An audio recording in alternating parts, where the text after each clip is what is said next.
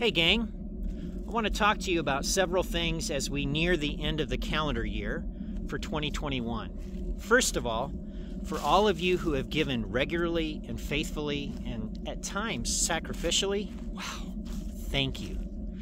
As of the end of the November, we're on target to hit our budget for the year for 2021. And one of the things that we'd like to do is raise a little extra above and beyond that. So we have a goal to bring in $3,750. It's not a lot, but we want to bring in that extra money to purchase in-ear monitors for all of our musicians. It's something that we had thought about doing when we moved into the facility, but COVID hit, and like many things with COVID, it just kind of washed that away because we didn't have musicians, we didn't have services, we didn't have a need.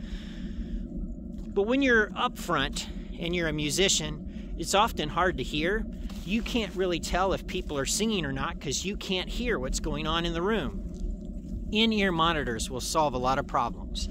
And again, $3,750. If you've got a Christmas bonus or you have extra money and you want to help meet this need, this goal for generations, when you're giving online, just select the drop-down menu and click Extra. If you're writing a check, just write monitors on the memo section of the check, and thank you. This coming weekend is a busy weekend in our church and a good weekend. On Saturday, a number of us are going to brave the cold at 5:30 and watch the Christmas parade in Nicholasville. And then at 6:30, we're going to head to the church house for some cookies and the Charlie Brown Christmas special. By the way, these cookies are being provided by European Delights up in Brandon Crossing, so really good baked goods.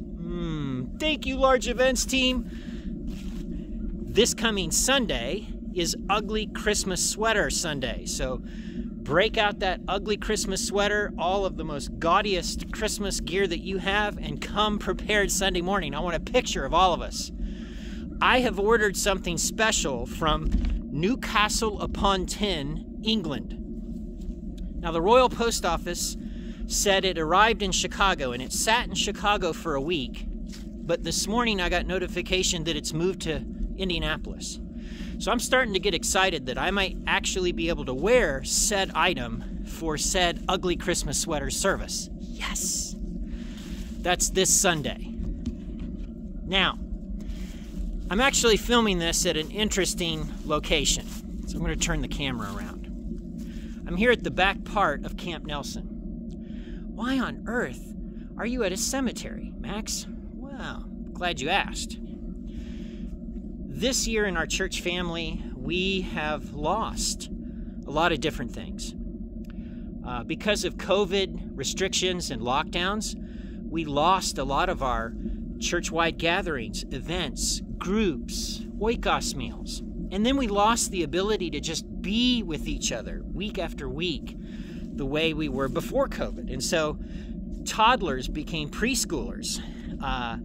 Teenagers became young men and young women. And we missed chunks of that because of COVID.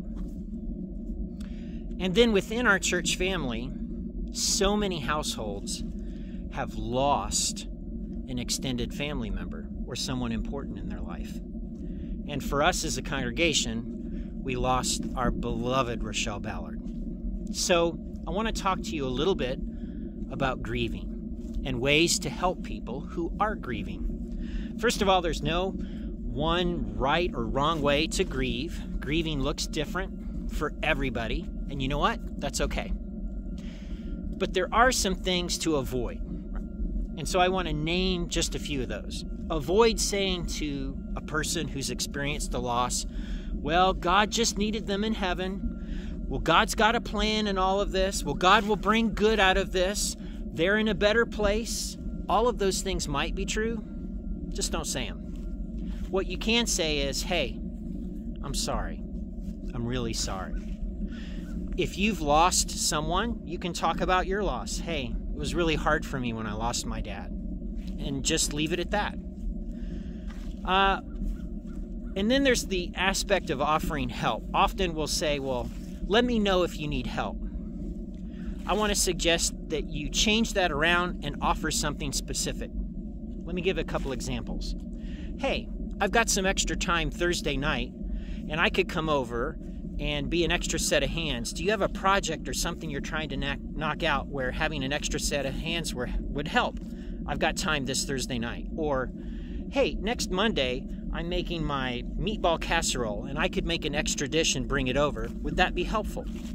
Again, you're offering something specific, and for someone who's grieving, it's sometimes hard to make decisions, and specific helps in that way.